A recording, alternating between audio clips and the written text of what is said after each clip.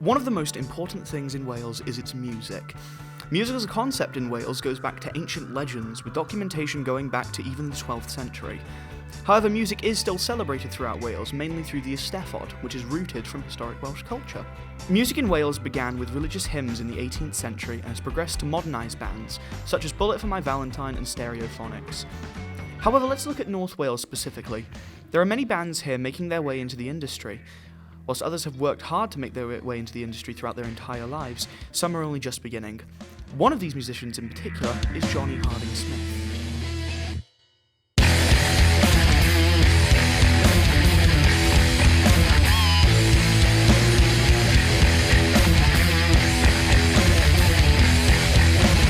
I'm Jonny Harding-Smith. I was born and bred in Eglwysbach, now live in Glan Conway. And I've been in bands since I was 16. I only started playing guitar when I was 16.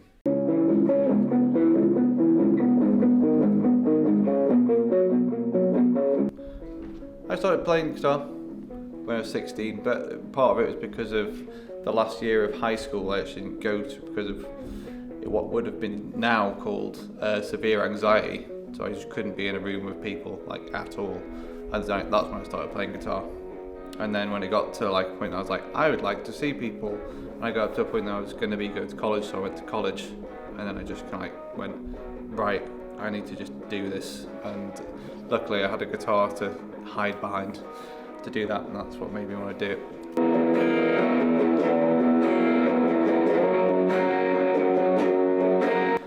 So I started my first band, so I was in college.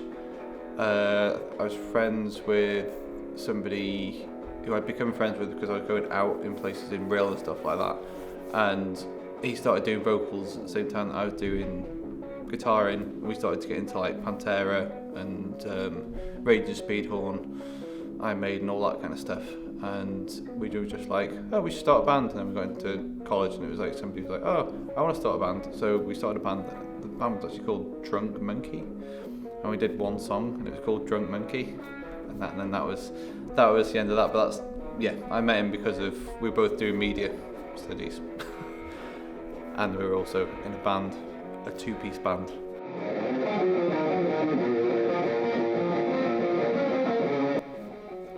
First big gig that I had probably was I played a gig after I'd been playing guitar for like 9 months, something like that, and I joined a band called Suicidal Mushrooms. Pretty sure that our first gig was actually at Mace, which was at the venue Cymru, in front of probably like 300 or 400 people. I've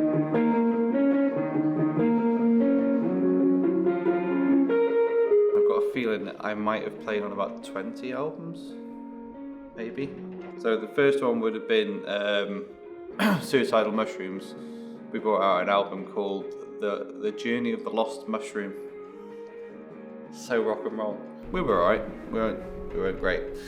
I joined a band called DK Storm, and they had a proper like studio and stuff like that. So I was playing Mace, probably like 4th or 5th gig, and DK Storm, this dude Dan, who the D and the K, and he asked if I wanted to play guitar for his band, and like that's where I learned to actually be a bit more of a musician than just playing stuff. So then I met Taff, and that's when I started Lantern. And I think that we did 3 albums and an EP, and then I did Zenith with Amy Harding-Smith.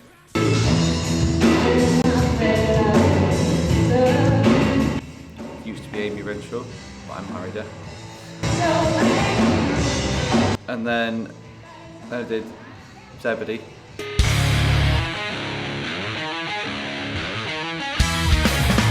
Then the first EP was probably 2008, and then another Zebedy album which was Existing, and then Marionette, and then waiting for the title. Oh, there was This Is My City was in between that as well. Then there was Marionette. Oh, and then, yeah, Waiting for the Tide. Oh yeah. And there was also Set the Pace, was an EP that we did as well. Archetype, my 3-piece instrumental band, we did our first EP and then an album. And then next week I'm going to be recording Archetype's second album. Do I have a favourite song that I've created? I'd probably say that it's Postscript. From Zebedy's album Marionette. Mainly just because of it shows everything up to that point that I'd learned musically when it comes to dynamics and chords and singing, and then you get lyrics as you go around. One of them happened to be from my daughter. The great thing about being a musician in North Wales is because there's not any strong scene, it means that you're not pigeonholed into playing a certain type of music. I have no reason to make it just metal or just rock. I would say that in North Wales, back when we were going, there was quite a vibrant scene because of, like I said, you had to go out to listen to music. If you wanted to listen to the bands or stuff like that, you'd need to go out and listen to bands. So more people were going out to gigs without going, don't know, let me listen to Spotify first and then I'll decide whether we go out. It was literally just do it. So compared to what it's like now, I'd say that back then we had a scene, but from what I can see these days, there's not really a scene. North Wales is a difficult place for musicians to rise in the music industry, as we have learnt from Jonny. Jonny started as a musician over 20 years ago, so how has the music industry changed for the younger generation? Things like the rise in social media and lack of music venues in the local area have made it much more difficult for local musicians to perform and gain popularity, or even a career. One example of a younger generation band is 4 Days from Humanity, who have recently began in the local area. We're going to talk to the guitarist of this band, Jonny Harding-Smith.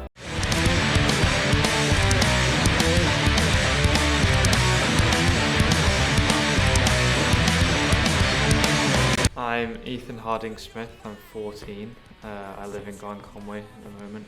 I've lived there my whole life. Wait, how old are you? I'm 15.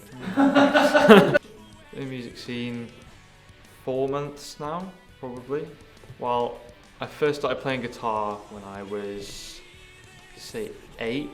I used to do guitar lessons. And then what really made me want to play was obviously, my father being in multiple bands. What's really drove me to it in the past year is a local band called Highway 88. So obviously I'd started my music GCSE with them because they were still in sixth form when I started. I started my band in my music GCSE class. It mainly just started as a little group. There was 3 of us at the start, and now we've got 5. I think it's probably going to be harder for me to start a band compared to how he did, because of obviously the music scene back then was a lot bigger.